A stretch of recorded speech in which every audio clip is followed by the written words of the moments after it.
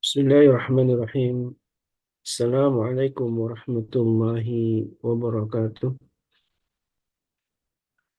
Alhamdulillahilladzi arsala rasulahu bil huda wa dinil haqq liyudhhirahu 'ala ad-dini kullih wa kafaa billahi shahida. Asyhadu an la ilaha illallah wa asyhadu anna Muhammadan abduhu wa rasuluh. Allahumma salli wa sallim wa karim wa barik ala nabiyyina wa syafi'ina wa maulana Muhammad wa ala alihi wa sahbihi wa man tabi'ahum bi ihsanin ila yaumil amma ba'd. Sahabat umat di seluruh daerah Indonesia yang insyaallah senantiasa dirahmati Allah Subhanahu wa taala, tidak henti-hentinya kita bersyukur kepada Allah atas semua nikmat yang telah Allah berikan yang seringkali kita lupa untuk mensyukurinya. Nikmat yang kita sadari maupun nikmat yang seringkali tidak kita sadari. Begitu banyak nikmat Allah yang Allah berikan kepada kita dan eh, kita tidak sadari. Salah satunya mungkin ketika kita bangun pagi lupa untuk membaca Alhamdulillah hina ba'da ma amatana wa ilahin nusur. Seringkali kita lalai misalkan untuk bersyukur bahwa di pagi ini kita masih bisa mengambil wudhu, kemudian sholat gitu ya, laksanakan sholat wajib dan maupun sholat sunnah. Sesungguhnya itulah kenikmatan yang paling agung di antara kenikmatan lainnya yang begitu banyak Allah berikan. Karena itulah sahabatku yang dimuliakan Allah, di pagi ini di Yaumul Jumat Sayyidul Ayyam, tentu itu kenikmatan yang juga harus kita syukuri. Kita masih bisa berjumpa dengan Sayyidul Ayyam, apalagi di bulan Rajab ini. Begitu banyak eh, sajian Allah yang harus kita lakukan ya, harus kita nikmati sajian Allah dalam bentuk ibadah-ibadah yang akan berlipat ganda pahalanya.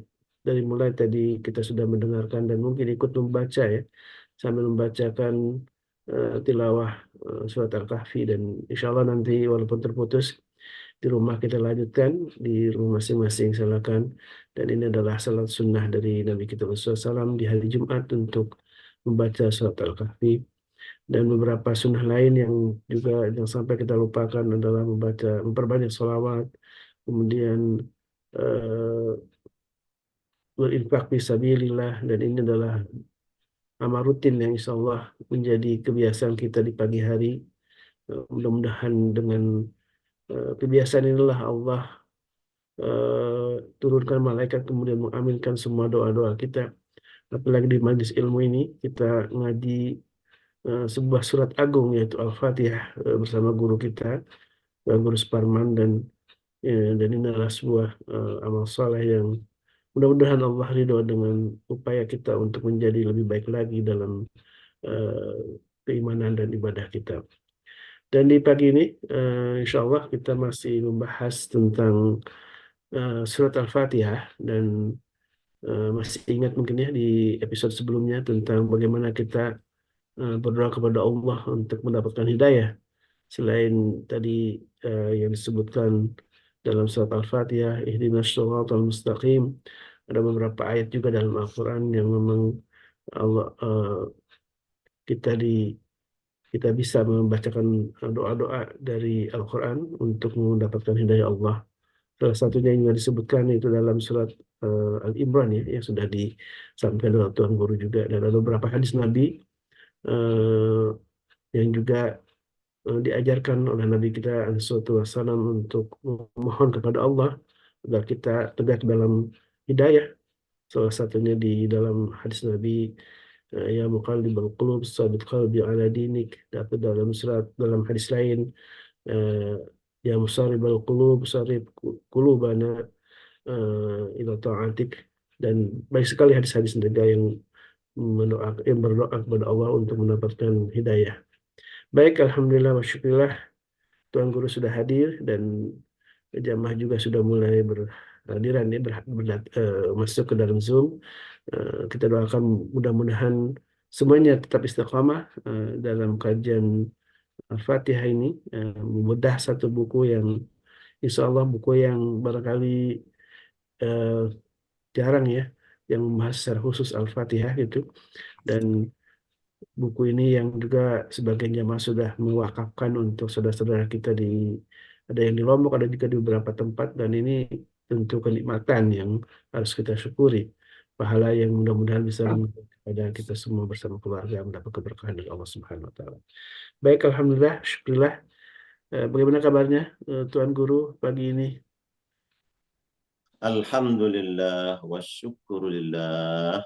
Insya Allah. Apa kabarnya, Baik, Khalis? alhamdulillah. Saat ini di tengah rintik-rintik hujan nih. Tadi baru Masya Allah. kembali dari Sama masjid di sini juga. ini. Ya, Mudah-mudahan hujan penuh berkah nih ya. Dan juga amin. Ya Rabbal Alamin. masih ada hujan yang ini menjadi sebuah rahmat Allah. Karena hujan adalah rahmat Allah yang harus kita syukuri ya. Baik, Tuan Guru, ini kita masih melanjutkan ya. Di lanjutan dari ayat Ihdinas Shiratal Mustaqim ya. Hmm. Dan itu ada penjelasannya apa yang disebut dengan Shiratal Mustaqim, jalan yang lurus itu dalam ayat selanjutnya. Dan insya Allah nanti akan kembali bedah. Mudah-mudahan Allah membukakan hati kita untuk bisa menerima hidayah ini. Amin Allahumma amin. Tafadhol mashkur Ustaz. Bismillahirrahmanirrahim. Assalamualaikum warahmatullahi wabarakatuh. Waalaikumsalam warahmatullahi wabarakatuh.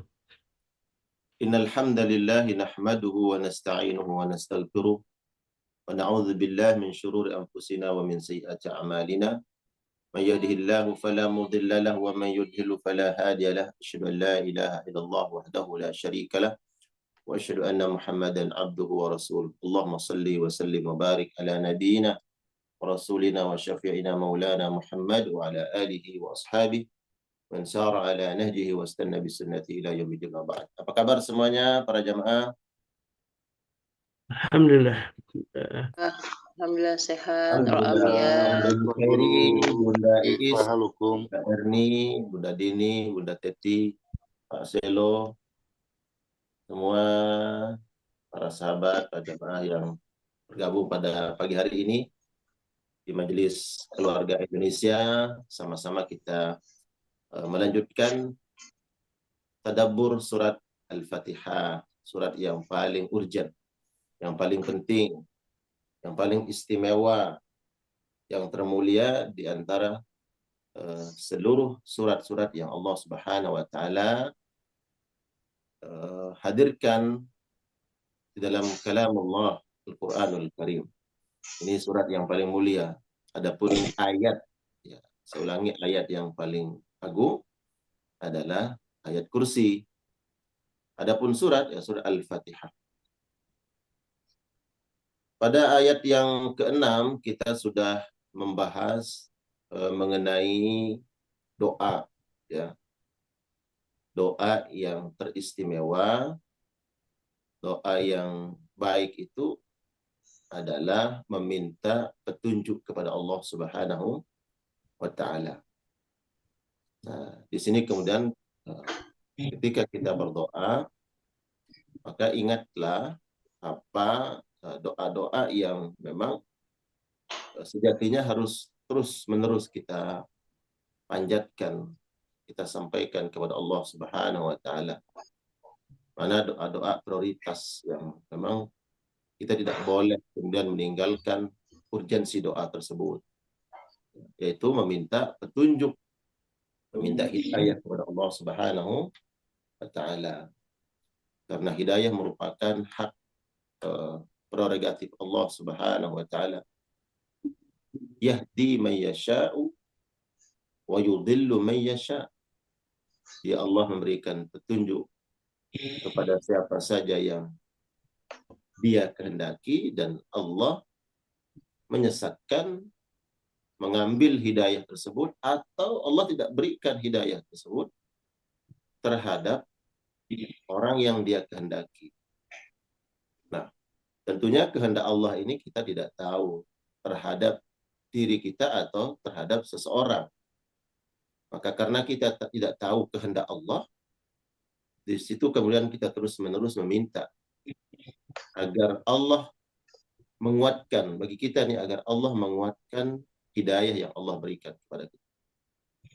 Dan kita mendoakan orang lain yang mungkin belum mendapatkan hidayah agar Allah berikan dia hidayah.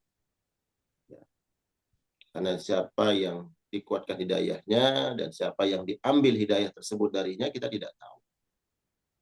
Dari situ kita terus-menerus minta kepada Allah Subhanahu wa Ta'ala.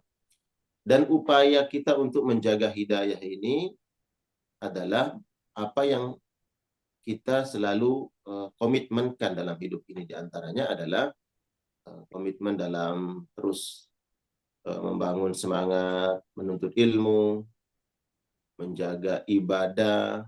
Seperti saya sebut saja pagi hari ini, nampaknya Pak Haji Husyairi sedang di masjid, baru melaksanakan sholat subuh berjamaah, kemudian ikut kajian lewat masjid. Ya. Dan ini bagian dari upaya-upaya kita untuk menjaga hidayah tersebut. Ya. Karena kita sudah meminta kepada Allah, ihdinas siratal mustaqim, maka tentu setelah Allah berikan ya kita harus jaga. Kita harus menjaganya, harus merawatnya. Sebagaimana kita merawat sebuah tumbuhan, ya, tanaman yang kita tanam. Tidak cukup kita diberikan benih, kita tanam, kemudian kita tinggalkan. Kalaupun dia tumbuh, ya tumbuh tidak dengan bagus, atau na'udzubillah kemudian sudah dia tumbuh, kita tidak rawat, dia akan mati. Nah, layaknya sepertilah hidayah yang Allah berikan, yang sejatinya harus kita jaga, harus kita rawat. Ya. Nah, para sahabat sekalian, jamaah MKI yang Allah muliakan, yang memiliki buku Tadabbur Al-Fatah ini, silakan dibuka, ya, dilihat bukunya. Yang belum punya nanti upayakan untuk memiliki buku ini. Juga bagian dari bentuk komitmen kita ingin menjaga hidayah, ya, lewat ilmu, ya, lewat bacaan, lewat kitab, lewat buku yang kita baca. Di dalam buku ini dikisahkan ada seorang sahabat yang diberikan hidayah oleh Allah Subhanahu wa Ta'ala. Di sekian banyak para sahabat ini, tentunya kita sebut di sini satu figur, satu sosok yang sangat populer di awal Islam. Ya, bahkan Nabi SAW secara khusus mendoakan sahabat ini, dan ketika beliau meninggal dunia, ya, peristiwa kematian beliau itu sangat dramatis. Ya, dramatis itu bukan apa ya, maksudnya dramatis itu subhanallah, mengharukan para sahabat dan juga Nabi SAW. Tidak lain dan tidak bukan itu karena sebab hidayah, sahabat sekalian. Ya, karena hidayah. Ketika Allah Subhanahu wa Ta'ala memberikan hidayah kepada siapa saja yang Dia kehendaki, orang yang kemudian paham betul nilai hidayah tersebut tidak akan pernah mau menjual hidayah tersebut dengan apapun juga. Nah, karena nilai hidayah ini tidak bisa dibandingkan dengan apapun juga.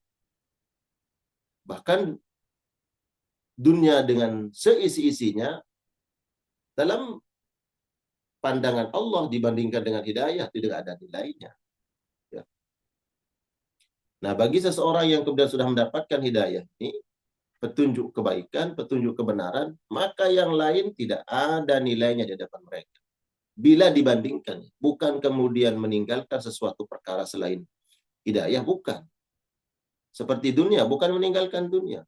Tapi bila kemudian dibandingkan, sehingga harus memilih, maka nggak ada nilainya perkara-perkara selain hidayah. Nggak ada. Entahlah itu harta, ya, entahlah itu sebuah jabatan atau obsesi yang ingin dicapai, ketika berbenturan dengan hidayah, dengan petunjuk, nilai-nilai agama, wah, nggak ada nilainya semuanya. Ya, tidak ada nilainya. Ya, kita kasih contoh lah nih apa yang kemudian disebutkan, ya, kita tulis di dalam buku ini bab yang ke-7. Karena setiap ayat ini kemudian kita jadikan satu bab. Ya. Kisah seorang sahabat bernama Mus'ab bin Umair. Ya, Mus'ab bin Umair ini adalah seorang tokoh muda kota Makkah. Ya. Tokoh muda kota Makkah. Beliau ini masih muda. Dan subhanallah, Nanti beliau yang kemudian diangkat oleh Allah Subhanahu wa taala tentunya lewat nabi. Nabi yang memilih, tapi itu tidak sembarang. Nabi memilih atas petunjuk Allah. Diangkat oleh Allah Subhanahu wa taala sebagai delegasi, ya, sendirian berangkat ke Madinah untuk membawa agama Islam. Ya, sebagai juru bicara Nabi Shallallahu alaihi wasallam, ya. Katakanlah kalau hari ini ya sebagai menteri luar negeri yang harus kemudian berhubungan dengan dunia luar, ya, berdiplomasi dengan orang luar. Mus'ab bin Umair ini seorang pemuda yang tampan dari keluarga bangsawan kaya raya, ya, dan beliau cerdas, ya, ya secara apa otomatis ya kecerdasan itu memang ketika diletakkan pada tempat yang benar, maka segala sesuatu hal yang baik, yang benar, ya itu cepat, ya, cepat kemudian terserap dan cepat diterima karena kecerdasan beliau bisa membedakan, ya. Lagi-lagi juga ini karena hidayah, ya, karena hidayah dan petunjuk Allah. Banyak orang-orang Quraisy Mekah yang tidak kalah cerdas, pintar, tapi kemudian karena memang Allah menghendaki siapa yang dia berikan hidayah, siapa yang tidak diberikan oleh Allah. Nah, Mus'ab bin Umair adalah seorang sahabat yang kaya raya di Mekah, tokoh bangsawan, anak muda. Bahkan sejarah menyebutkan orang-orang Mekah itu dari kalangan laki-laki, para ayah gitu, yang mengharapkan Mus'ab bin Umair ini jadi mantunya. Gadis-gadis kota Mekah berharap Mus'ab bin Umair datang ke rumah-rumah mereka untuk melamar. Ya, gadis-gadis Mekah itu berharap Mus'ab bin Umair datang ke rumah mereka untuk melamar mereka sebagai istrinya. Karena memang Mus'ab bin Umair adalah seorang sahabat yang diidolakan di Mekah. Nah, subhanallah, beliau ini kemudian mendapatkan hidayah masuk ke dalam agama Islam, ya. Dan dikisahkan ya tempat beliau ini memeluk agama Islam adalah tempat yang as-sabiqun al-awwalun, para sahabat-sahabat senior atau orang-orang yang pada generasi pertama masuk Islam itu di sebuah tempat yang bernama Arqam bin Abil Arqam. Ada rumah, ya, ada rumah yang dimiliki oleh seorang anak muda pula, ya, ini anak muda bernama Arqam. Ya, Arqam bin Abil Arqam. Ya, dari klannya Bani Makhzum. Bani Makhzum ini adalah klannya Abu Jahal, ya, Abu Jahal. Ada seorang bapak bernama Arqam meninggal dunia, ya. Beliau meninggal dunia, anaknya masih muda, kira-kira usianya 12 sampai 16 tahun. Ya. Beliau punya rumah di pojokan tempat terpencil, ya, di Mekah itu, tidak jauh dari wilayah yang pernah haji umroh, itu di wilayah Sofa, ya. Di wilayah Sofa itu bagian utaranya kalau tidak salah, ya. Di situ tempat dulu madrasah pertama lah, katakan madrasah pertama untuk merawat hidayah, ya. Madrasah pertama tempat merawat hidayah dan tempat orang-orang mendapatkan hidayah itu di tempat rumahnya Arqam bin Abil Arqam, ya. Di sini masuk Islam Mus'ab bin Umair, ya, yang tadi kita sebut namanya, kemudian termasuk adalah sahabat-sahabat senior Abu Bakar, mengajak para sahabat-sahabat yang belum masuk Islam datang ke sini nih. Di antaranya kisah Umar yang tadi hampir berniat membunuh Nabi Muhammad SAW, tapi kemudian berubah, ya kan? Niat itu Allah rubah, yang tadinya ingin membunuh Nabi, kemudian akhirnya mengucapkan syahadat. Di mana? Nih di rumahnya Arqam bin Abil Arqam. Ya. Kisah tentang rumah ini, ya, rumah cahaya hidayah, ya, di dalam Islam, rumahnya Arqam bin Abil Arqam. Kita coba singgung dulu sedikit. Di rumah inilah kemudian Nabi Shallallahu Alaihi Wasallam merawat hidayah itu, ya, merawat hidayah. Nah, jadi penting nih, saya ingin mengatakan kepada kita semua, jadi penting kita punya tempat, ya, naungan untuk merawat hidayah. Ya, kalau di awal munculnya Islam, Nabi memilih rumahnya Arqam bin Abil Arqam sebagai rumah cahaya hidayah di situ. Allah perintahkan kepada Nabi untuk berdakwah secara sirri.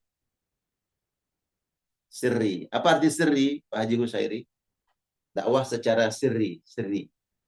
Rahasia, sembunyi-sembunyi. Nah, disinilah Nabi SAW kemudian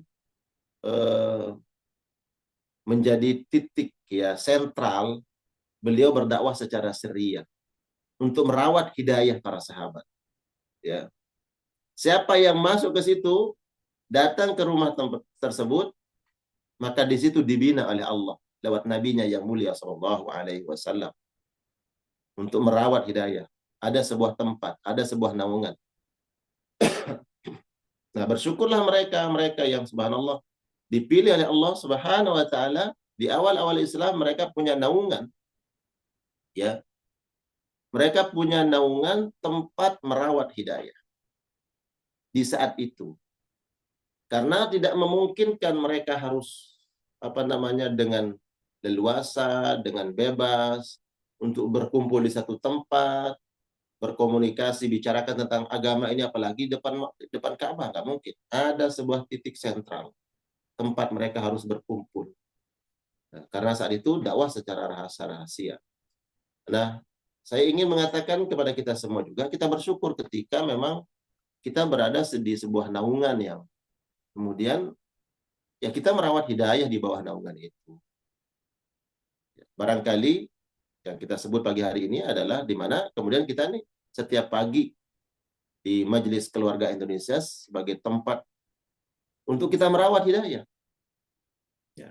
Bahkan di malam hari, majelis yang saya pimpin, majelis tazkiyah, itu juga untuk merawat hidayah.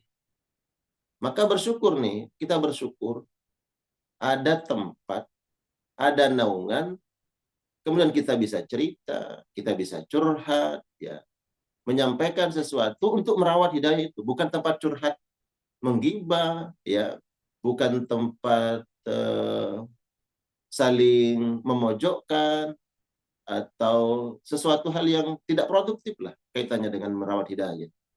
Nah, tapi tempat ini adalah tempat kita merawat untuk tawasau bil haqqi wa tawasau bis sabr. Ya, bersyukurlah kepada Allah Subhanahu wa taala. Ya, karena kita dipilih untuk memiliki naungan tempat kita saling berbagi, tawasau bil haqqi wa tawasau bis sabr. Ya, memang sejatinya begitu, karena kalau kita melihat, ya, di awal Islam bagaimana Nabi Shallallahu Alaihi Wasallam memilih satu tempat, ya, tempat tersembunyi saat itu, ya, yang tidak bukan tidak bisa diakses. Memang tokoh-tokoh Quraisy, orang-orang terpandang itu tidak menyangka tempat yang bernama rumahnya Arqam bin Abil Arqam ini bertempat sebagai titik sentral dakwah secara rahasia saat. Penyebabnya apa? Ya, penyebabnya apa? Karena rumah Arqam bin Abil Arqam ini pertama pemiliknya anak muda. Usianya kira-kira 12 sampai 16 tahun. Nah, ini kalau kita bicara tentang strategi Nabi membawa hidayah, ya, menyebarkan hidayah, itu strategi Nabi. Ya. Nabi tidak memilih rumahnya Abu Bakar. Kenapa kira-kira? Para jamaah. Kenapa enggak rumah Abu Bakar aja sebagai titik sentral untuk tempat ngumpul, untuk musyawarah, untuk menyampaikan agama ini, strategi-strateginya, bagaimana caranya secara rahasia. Kenapa enggak rumahnya Abu Bakar saja? Mungkin karena izin Tuan Guru, karena Abu Bakar adalah sahabat Rasulullah sehingga mudah diketahui ininya, keterkaitannya. Masya Allah. Jadi orang mudah menduga kan, ini jangan-jangan memang mereka punya tempat nih, tempat untuk berkumpul. Rumah siapa kira-kira? Ya, tokohnya siapa? Abu Bakar. Cepat terhendus tuh. Ya, ini kalau Masya Allah bicara tentang strategi dakwah Nabi, ya, memang cari tempat-tempat yang orang nggak berpikir bahwa tempat itu sebagai markas, ya. Kenapa tidak dipilih rumahnya Utsman radhiyallahu taala, Abu Bakar dan sahabat-sahabat lain? Karena mereka ini sahabat-sahabat terkemuka, sahabat-sahabat senior. Orang berpikir, ya, sebagaimana kan kita biasanya ngumpul di tempat-tempat, ya, tokoh, ya kan, di tempat rumahnya siapa, ya kan, mengkonsolidasikan strategi politik strategi bukan Pak Ustaz. langkah, ya kan. Nah, karena itu memang bukan suatu rahasia, jadi ya mereka bebas saja di mana-mana kan. Nah, kalau kita bicara strategi dakwahnya Nabi dulu, ya, dipilihnya rumah ini anak muda, kan orang nggak berpikir. Nggak mungkin lah anak 12 tahun rumahnya, tempatnya jadikan sebagai pusat dakwahnya Muhammad, ya. Nggak berpikir mereka. Kemudian dia anak yatim nih, anak yatim. Ya. Anak muda, anak yatim, dan tempatnya memang tidak diduga lah tempat itu. Tapi ini strategi dakwah Nabi Shallallahu Alaihi Wasallam untuk merawat tadi, merawat hidayah.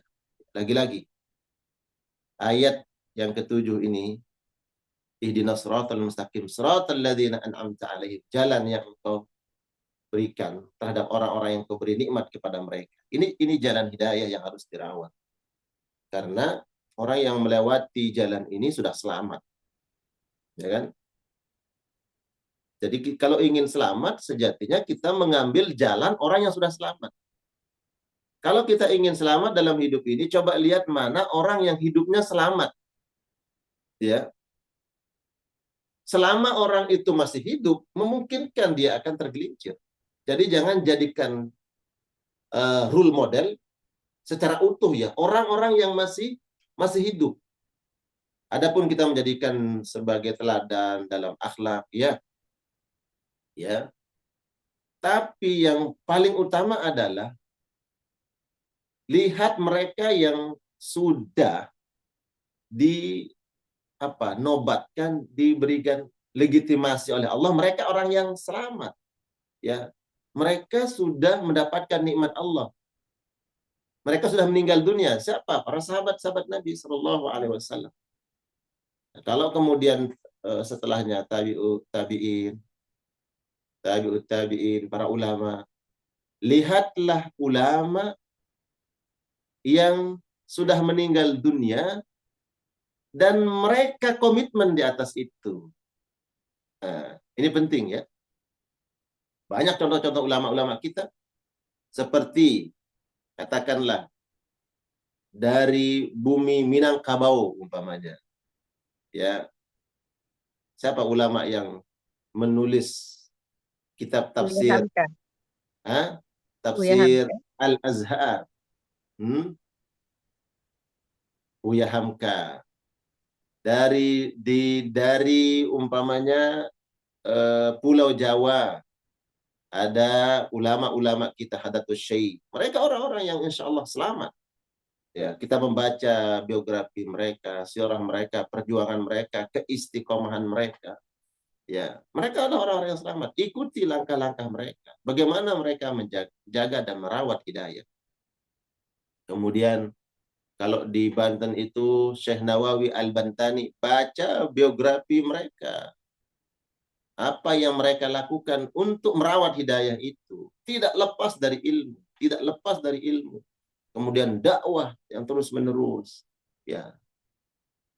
Komitmen di atas hidayah. Komitmen di atas dakwah. Nah, kalau kita ini kan masih hidup. Orang yang masih hidup ini belum 100% jaminan an'amta alaihim, mendapatkan nikmat Allah. Ya. Ini kita bukan pesimis, ya, tapi untuk memuhasabah diri. Memuhasabah diri. Agar kemudian kita selalu berhati-hati. Berhati-hati menjaga hidayah ini. Karena mudah bagi Allah untuk mencabut hidayah tersebut. Diambil hidayah tersebut oleh Allah Subhanahu wa taala. Dan banyak kisahnya. Ya, saya lupa tuh sahabat yang Ar-Rajal bil Unfuwah. Ustaz Khalis pernah ingat kisah Ar-Rajal bil Unfuwah itu? Belum, Tuan Guru, silakan. Nah, insyaallah. Ya. Enggak, ini tidak bicara tentang ini bicara hidayah ya. Saya tidak kemudian bicara tentang personal siapapun. Ya. Enggak, ini bicara hidayah sama jemaah sekalian Allah muliakan. Ya. Karena hidayah ini kan mahal. Hidayah itu hidayah ya. Adapun ijtihad, umpamanya hari ini ada ijtihad politik, saya tidak katakan bahwa karena kenapa tidak komitmen dengan ini dan itu, tidak. Ini kaitannya tentang hidayah saja. Hidayah. Bagaimana mudah bagi Allah Subhanahu wa taala kemudian mengambil hidayah tersebut. Dan perkara yang mengancam hidayah, yang kemudian hidayah itu luntur dalam hati seseorang, tergoda dengan cobaan-cobaan, rayuan-rayuan, perangkap-perangkap agar seorang tersesat, itu tidak lepas dari apa? Wanita. Nah, wanita ini beda, jangan kemudian wanita kok seolah seperti parasit, tidak. Wanita yang kemudian menyelewengkan seseorang dari agama Allah. Ini tidak lepas dari, tidak sunyi dari perjalanan sejarah ya. Dulu banyak orang yang kemudian tergelincir karena terbujuk rayu wanita yang justru wanita ini bukan mukminah ya. Mereka yang sebagai menyesatkan orang-orang beriman. Kemudian harta ya. Ketika menyebut harta ya sama, kita tidak menghinakan harta. Begitu juga ketika menyebut tadi wanita, wanita adalah mulia. Ya, tapi ada wanita-wanita yang ditulis dalam sejarah mereka menjadi pelopor kesesatan banyak.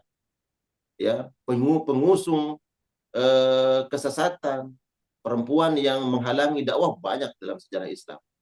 Ini yang kita sebut. Kedua, harta. Kita tidak menghinakan harta. Ni'mal malu biyadi rajulin salih. Harta itu sangat baik, sangat bermanfaat, sangat mulia bila dikuasai oleh orang-orang baik, orang-orang saleh. Kita tidak menghinakan harta. Tapi yang menyebabkan seseorang kemudian tergelincir dari hidayah ya ini. Harta. Kemudian apa lagi? Yang ketiga. Apa Pak Yusyairi? Wanita, harta, Tahta. tahta. Tahta. Kita tidak menghinakan tahta, enggak. Justru dalam Islam kita diperintahkan untuk meraih kekuasaan. Ada nggak perintahnya? Ada. Ya, makanya kemudian ada doa Rabbana hab lana min azwajina wa dzurriyyatina qurrata a'yun waj'alna lil muttaqina imama. Siapa yang layak muttaqin itu ya dia harus maju. Dia harus menjadi pemimpin. Nah, gitu. Artinya Islam ini tidak alergi dengan kekuasaan. Justru kekuasaan harus ada pada tangan orang-orang baik, orang-orang soleh, orang-orang beriman. Tapi tidak sunyi dalam perjalanan hidup manusia, orang-orang yang kemudian tergelincir meninggalkan hidayah, petunjuk karena kekuasaan. Ya, karena kekuasaan. Yang saya sebutkan tadi, Rajal bin Unfuah itu, Nabi pernah berdoa. Nabi pernah berdoa, ya. Berdoa, doanya bahwa Nabi berdoa itu agar para sahabat tetap menjaga hidayah, menjaga petunjuk yang Allah berikan. Kemudian Nabi menyinggung seorang laki-laki dari kalangan sahabat nanti di akhirat itu. Gigi gerahamnya lebih berat daripada gunung Uhud di dalam neraka. Nabi memponis seorang sahabat, memponis ada dasar wahyu, bahwa nanti di antara kalian ini, para sahabat ini, ada yang akan masuk neraka.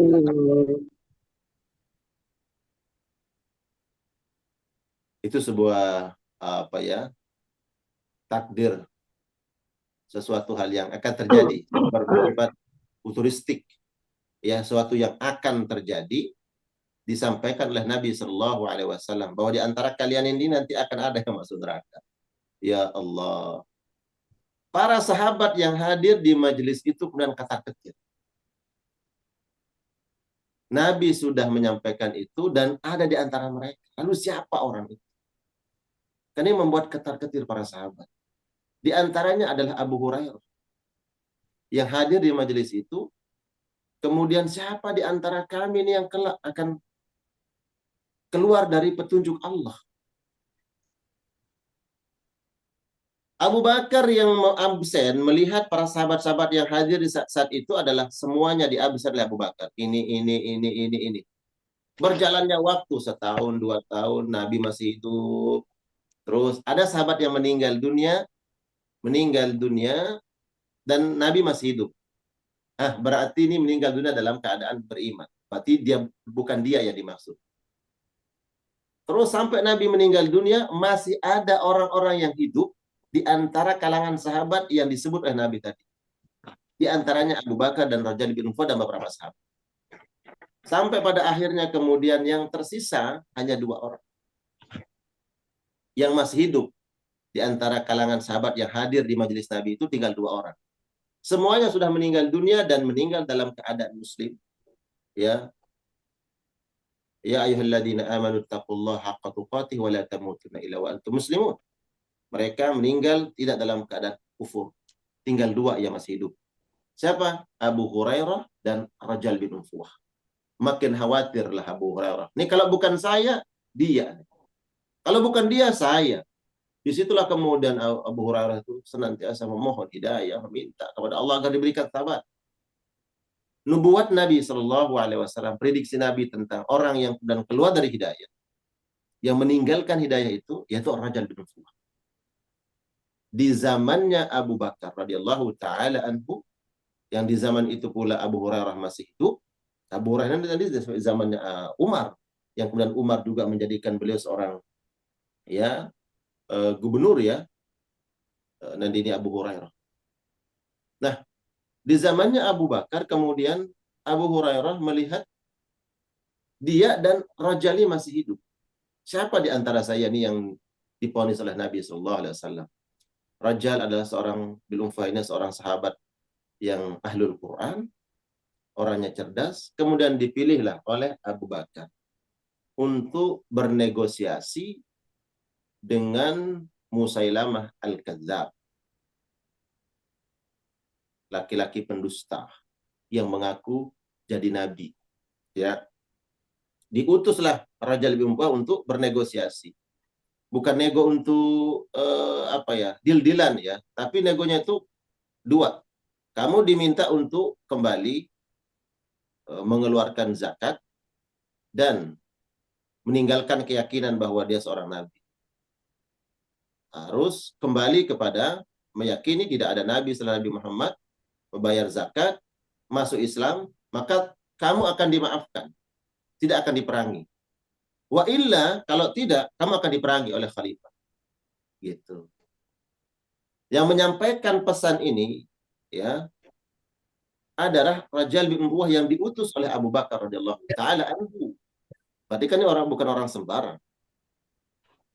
Tapi apa yang terjadi? Alih-alih akan mengingatkan Musailamah Al-Kadzab agar kemudian kembali ke dalam pelukan Islam, tidak mengaku sebagai seorang nabi, kemudian juga harus membayar zakat, yang mana mereka juga semasa Nabi masih hidup mereka bayar zakat itu.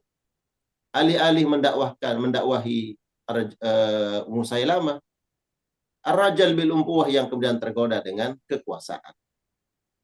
Dijanjikanlah, diiming-iming Islam itu kan tokohnya sudah meninggal, Muhammad.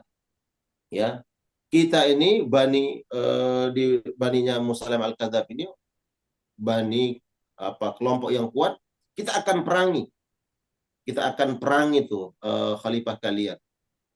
Maka kalau kamu mau, wahai Musailamah, ikut bergabung bersama kami akan berikan ini.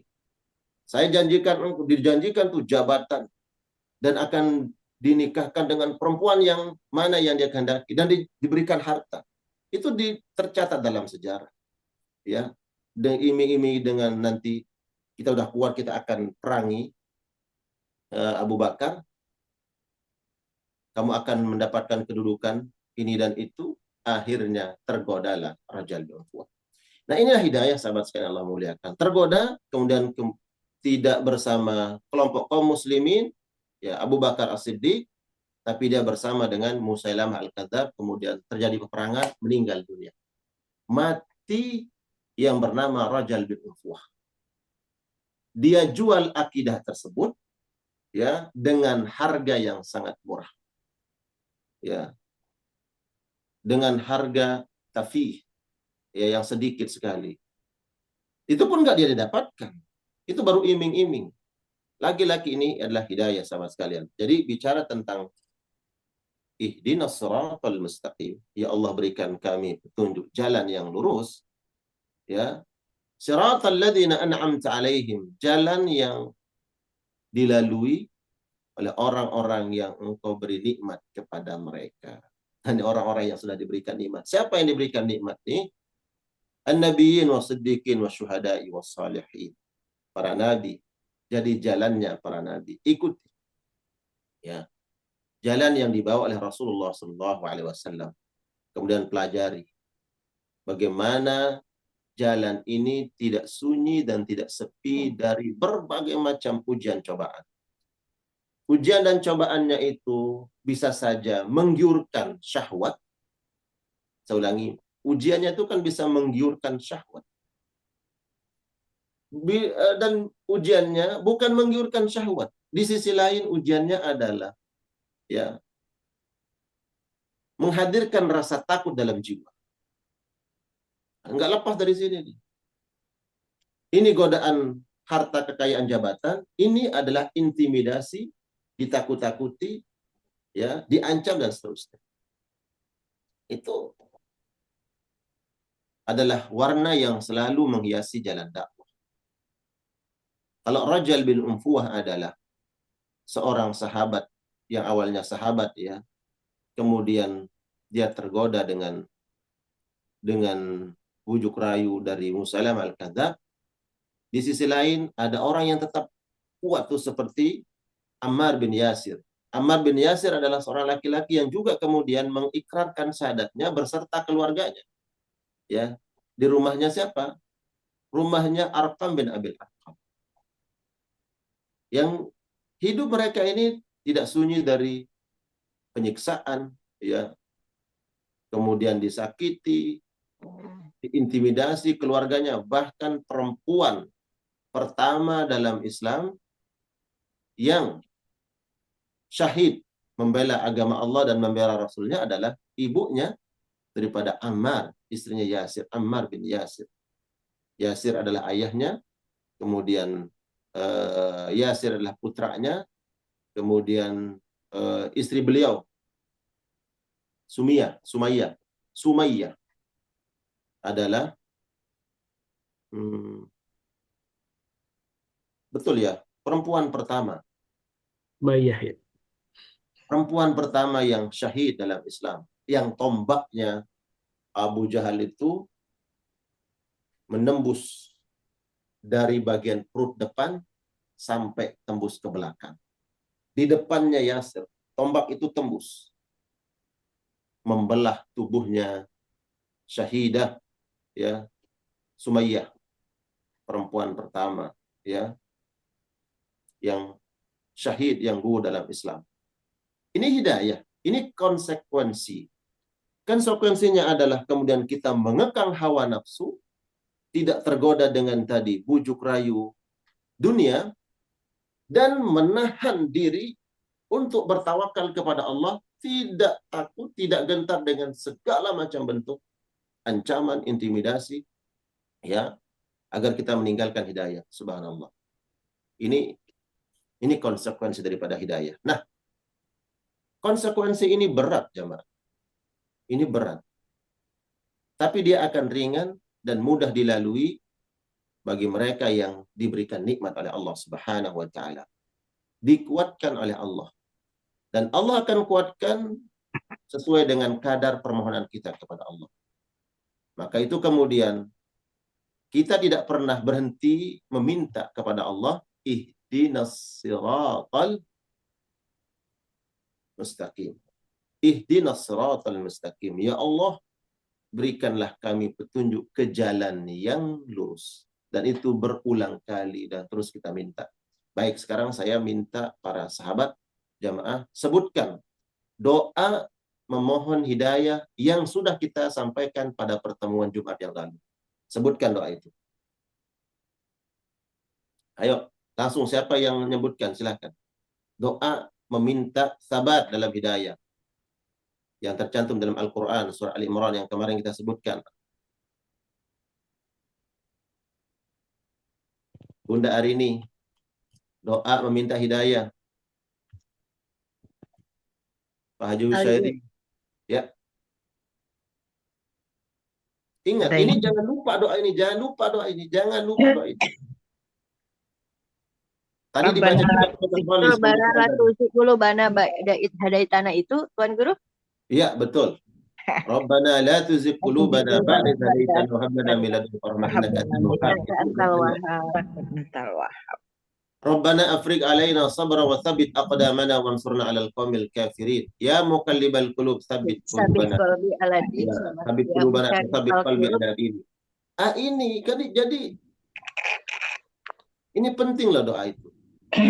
Karena tidak ada permohonan yang paling bernilai, yang paling mahal itu kecuali memohon hidayah kepada Allah Subhanahu wa Ta'ala.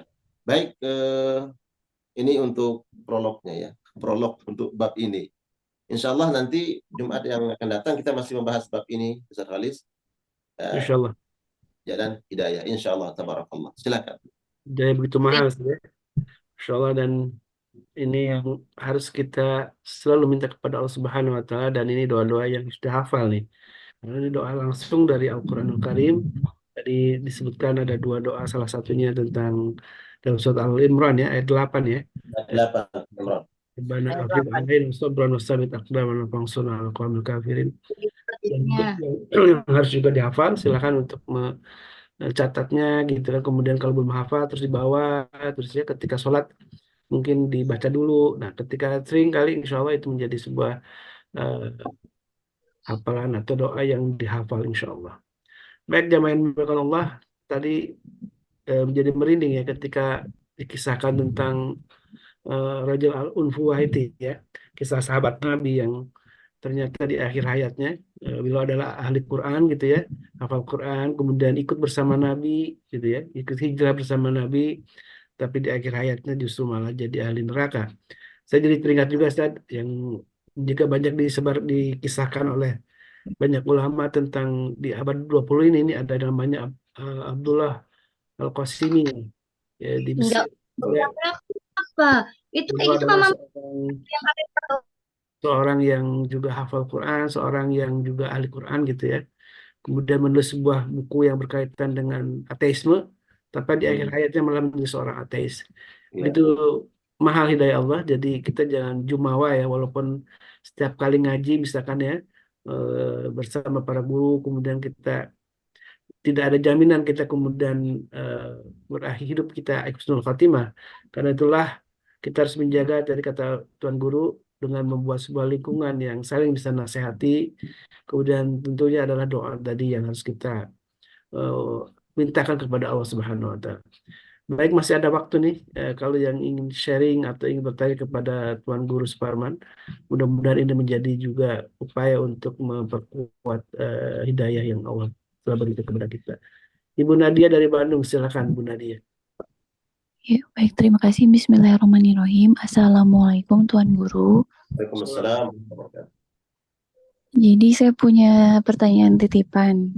Rekan saya katanya, gimana cara mencari hidayah ketika orang itu di tempat terpencil, tidak ada internet, tinggal juga tidak berdekatan dengan orang-orang gitu, dan kendaraan pun sulit. Kemudian misalnya jika ia mati, tetap dapat neraka atau gimana tuh Tuan Guru? Terima kasih. Assalamualaikum. Waalaikumsalam warahmatullahi wabarakatuh. Baik. La yukallifullahu nafsan illa wus'aha. Allah tidak membebani sesuatu perkara yang di luar akal, di luar kemampuan, kuasa, kendali seseorang. Nah, tadi sampaikan kalau ada orang yang berada di tempat terpencil, susah, sulit untuk mengakses kajian-kajian umpamanya atau perkara-perkara yang menguatkan hidayah.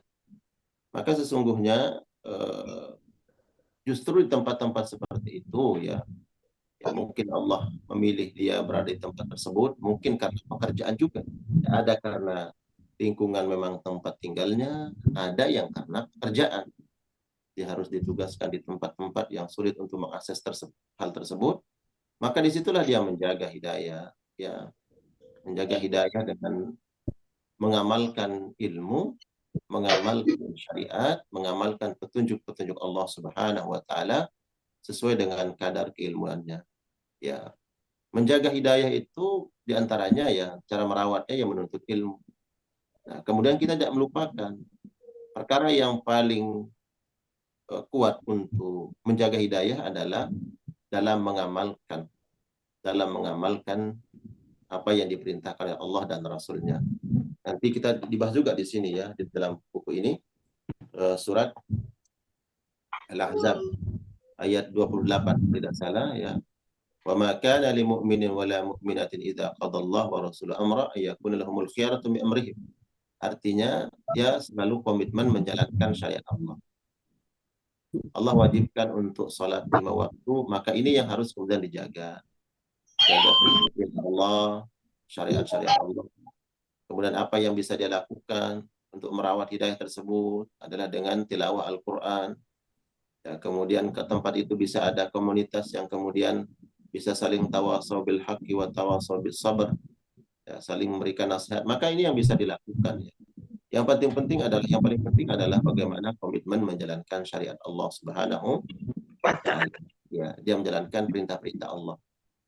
Justru sebagian ulama mengatakan begini, ketika kami berada di tempat-tempat yang sulit untuk diakses oleh manusia, artinya tempat-tempat kesunyian, ya, disitulah kami kemudian beruzlah. Uzlah itu ya hanya dia dengan Allah Subhanahu wa taala, antara dia dengan Allah untuk merawat hidayah tersebut dengan menjaga ibadahnya.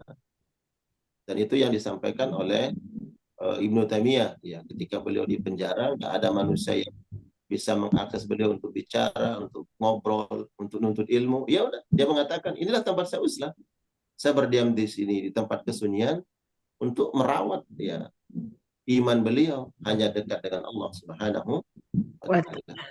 Jadi ya, sahabat kita yang tadi umpamanya dia adalah di tempat yang sulit untuk mengakses ilmu, ya, meningkatkan wawasan keislaman, maka apa yang bisa dia lakukan? Menjalankan perintah-perintah Allah Subhanahu wa taala.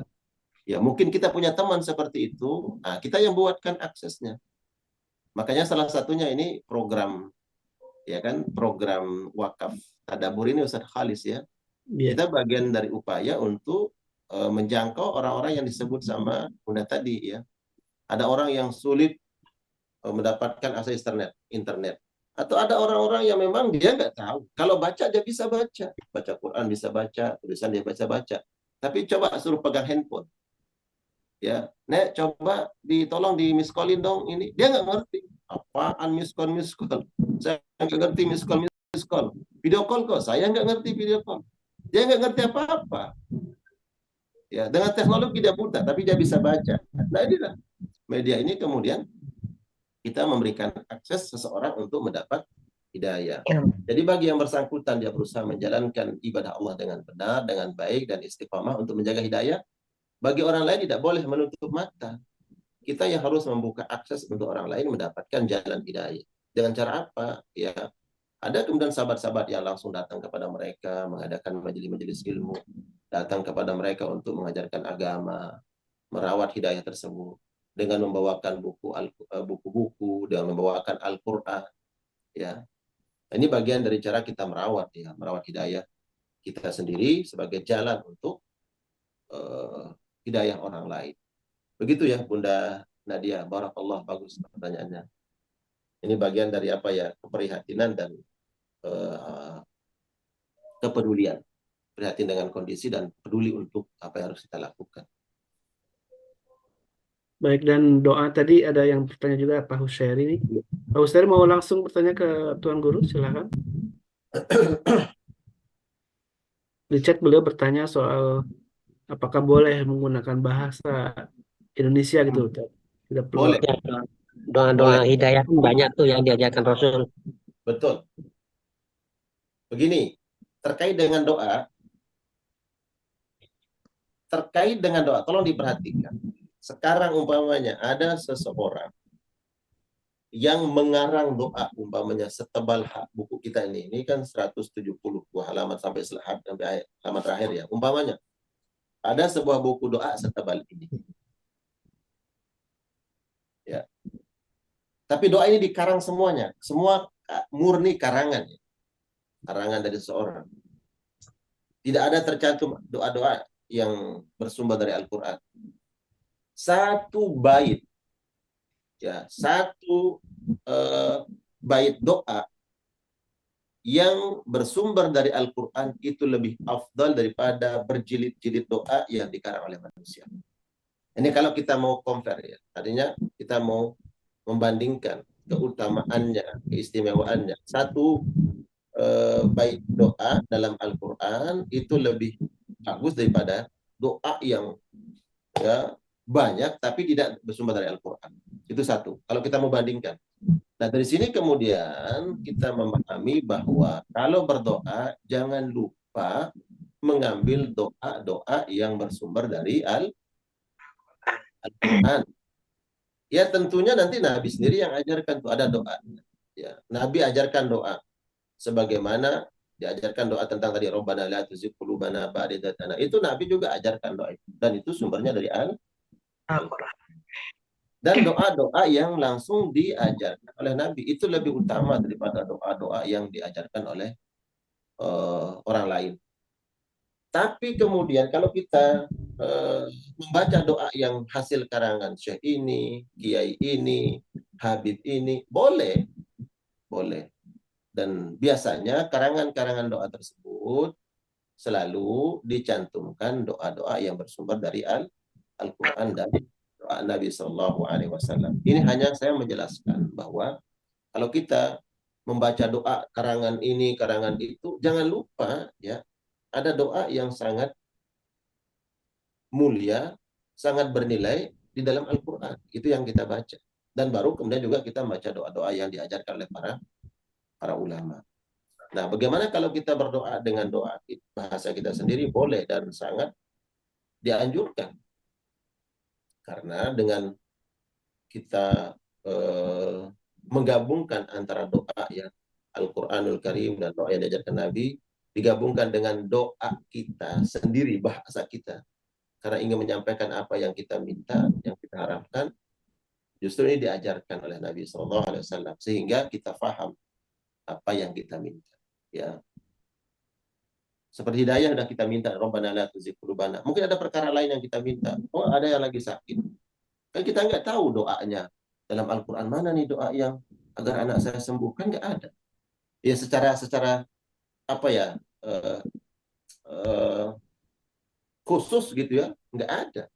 Tapi nanti ada doa yang diajarkan oleh Nabi. Itu doa kesembuhan secara umum. Dan untuk anak kita ya kita pakai bahasa sendiri. Ya Allah, anak saya sakit ini. Ya Allah, kita sebutkan penyakitnya.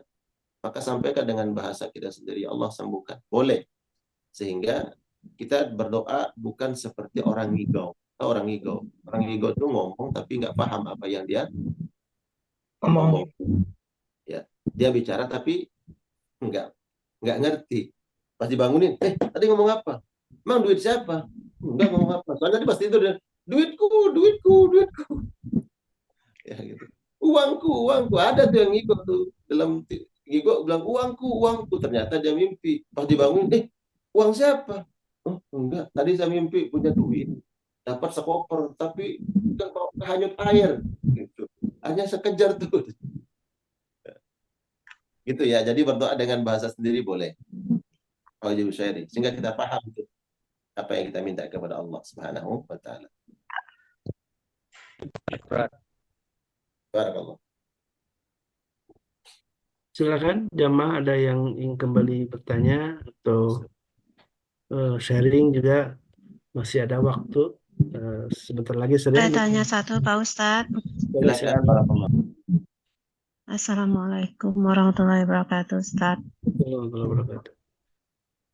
Iya Pak Ustadz, kita itu mencari hidayah selain mempunyai ilmu, kata Pak Ustadz ya, kita harus mempunyai ilmu dan tawakal gitu ya. kita udah mempunyai ilmu dan tawakal, tapi buktinya ada sahabat Nabi tadi yang udah punya ilmu gitu, tapi masih aja terjerumus Ya. dan itu tidak masuk surga. Padahal dia udah tahu tuh semuanya dari sahabat Nabi dan keterangan Nabi. Nah, gimana caranya kita untuk mempertahankan itu selain apa?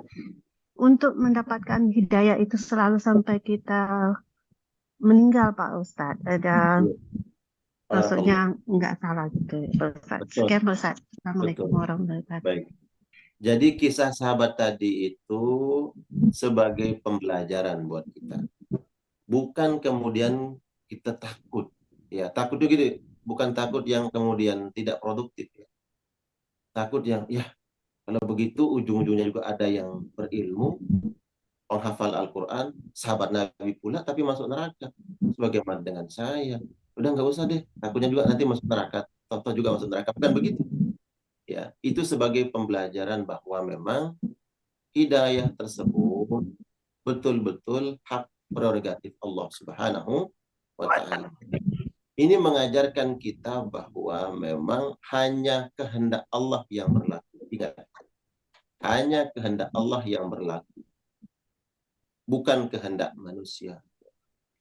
Sehingga yang kita kejar itu adalah apa yang Allah kehendaki terbaik untuk kita. Itu yang kita minta kepada Allah. Engkau berkehendak, ya Allah, tidak ada yang mampu menyalahi, ya, menghalangi kehendakmu. Maka kami minta, ya Allah, agar engkau jaga hidayah kami, ya Allah. Nah, upaya-upayanya banyak, ya. Upaya-upaya untuk menjaga hidayah tadi. Ya, kalau kita mau lihat, ya, jumlah para sahabat berapa?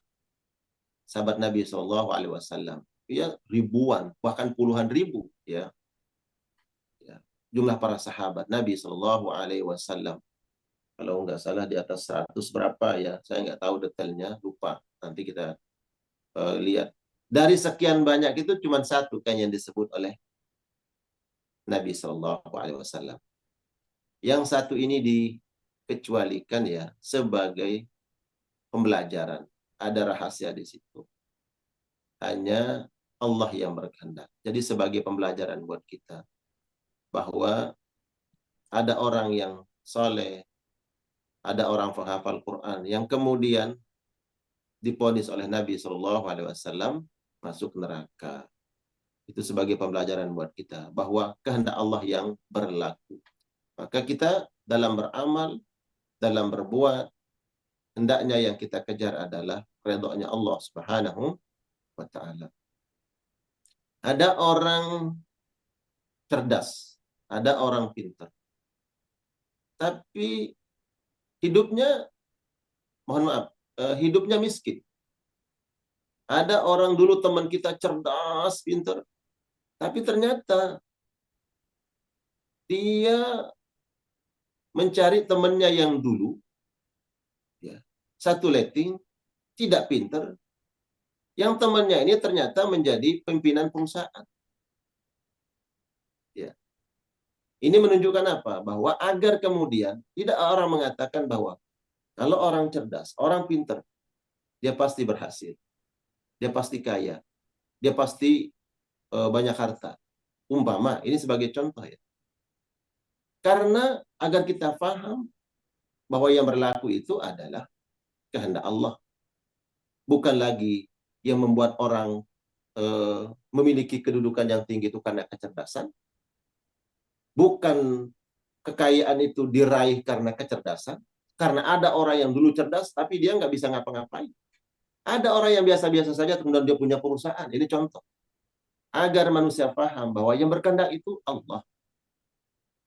Ya, tidak menggantungkan kepada kecerdasan, kepiawaian, ya, keahlian, tapi yang bergantunglah kepada Allah. Allah yang berkehendak. Begitu juga tadi terkaitnya dengan hidayah.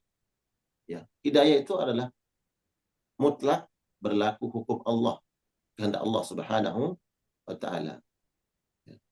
Seperti Rajal bin Fuah kemudian penghafal Quran, dekat dengan Nabi, hidup di zaman terbaik, yang pada endingnya juga meninggal, menutup usia dalam keadaan kufur. Jadi yang berlaku adalah hukum Allah Subhanahu wa Ta'ala.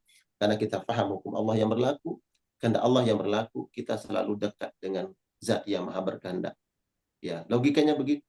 Ya, kita bangun kedekatan kita, ya, agar Allah sayang, Allah cinta. Ketika Allah sayang, Allah cinta, Allah berikan rahmat, Allah akan menjaga hidayah kita. Ya, bagaimana cara untuk menjaga hidayah? Insya Allah nanti akan kita pelajari, ya. Ibu Bunda tetap ikut kajian kita. Nanti apa nih harus kita lakukan untuk menjaga hidayah, merawatnya tersebut secara terperinci, ya. Tadi saya sampaikan kita harus punya komunitas itu naungan apa ya tema besarnya, tapi bagaimana turunannya itu kita jaga bagaimana, insya Allah nanti kita akan coba singgung di pertemuan yang akan datang. Ya, barakallah. Alhamdulillah, wasyukurillah, jazakallah khairan Ustaz. Mudah-mudahan Allah limpahkan pahala dan keberkahan buat Ustaz dan keluarga, ya. Allah ya Rabbal Alamin. Semua amal jariah ilmu yang telah kita dapatkan di pagi ini tentang hidayah yang memang sangat mahal, dan hidayah itu adalah milik Allah. Karena itulah kita harus berdekatan dengan Allah Subhanahu wa Ta'ala, makin sering berinteraksi dengan Allah lewat Al-Quran tentunya, dengan membaca Al-Quran, kemudian mempunyai satu komunitas yang saling mendoakan, ya, untuk mendapatkan hidayah. Itu salah satu solusi, dan insya Allah nanti di pekan depan, di Jumat pekan depan, mudah-mudahan Allah masih mudahkan kita untuk hadir di kajian ini, dan juga Allah masih memberikan umur untuk kita, dan Amin ya Rabb. mudah-mudahan tentang tema hidayah ini menjadi sebuah tema yang terus kita pegang, dan doa-doa tadi yang sudah diajarkan menjadi sebuah amalan rutin kita, bagaimana kita harus berdoa kepada Allah untuk mendapatkan hidayah. Dan tentu pagi ini di hari Saidul Ayam, kembali saya mengingatkan ini hari terbaik Saidul Ayam, apalagi di bulan Rajab, ya, untuk memperbanyak amal kebajikan, amal ibadah yang dilakukan di bulan Rajab tentu memiliki keistimewaan yang lain, karena Allah akan lipatkan gandakan kebaikannya, pahalanya. Dan begitu pula sebaliknya, ketika kemungkaran atau dosa yang dilakukan di bulan Rajab itu juga berdampak yang lebih besar, ya, dosanya. Dan itulah mari kita sama-sama saling jaga, saling mendoakan, mudah-mudahan Allah jaga kita semuanya dari keburukan diri kita dan juga dari godaan setan. Dan tentu wasilah kebaikan, amal soleh, salah satunya dengan amal infak fisabilillah, menjadi sebuah jalan atau wasilah bagi kita untuk selalu mendapatkan keridhaan Allah Subhanahu wa Ta'ala. Ketika Allah ridho, maka dengan mudah kita menjalani kehidupan ini dengan lebih baik lagi. Mari kita sama-sama saling doakan, ya, di Saidul Ayam ini, di bulan haram ini, di bulan Rajab, Allah limpahkan semua keberkahannya, kemudian juga Allah limpahkan hidayah untuk kita semua. Amin Allahumma amin. Amin ya Rabb. Jangan main-main Allah, dan lupakan juga wakaf bukunya, ya, untuk terus digelorkan. Mudah-mudahan buku ini makin banyak yang menikmati, yaitu buku Tadabbur Al-Fatihah. Amin. Ini buku yang tentu didedikasikan untuk semuanya, jamaah kaum muslimin di Indonesia khususnya, sehingga bisa menikmati hidayah dari Allah melalui bacaan dari buku Tadabbur Al-Fatihah yang ditulis oleh Tuan Guru. Dan mari kita tutup kajian ini dengan doa kafaratul majlis. Subhanakallahumma wa bihamdika asyhadu an la ilaha illa anta astaghfiruka wa atubu ilaik. Wabillahi taufiq wal hidayah. Assalamualaikum warahmatullahi wabarakatuh.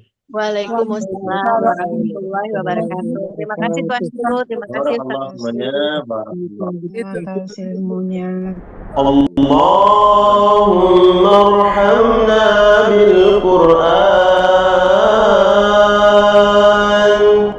waj'alhu lana imaman wa nuran wa hudan wa rahmah. Allahumma zakkirna minhu ma nasina وعلمنا منه ما جهلنا وارزقنا تلاوته آناء الليل وأطراف النهار واجعله لنا حجة يا رب العالمين.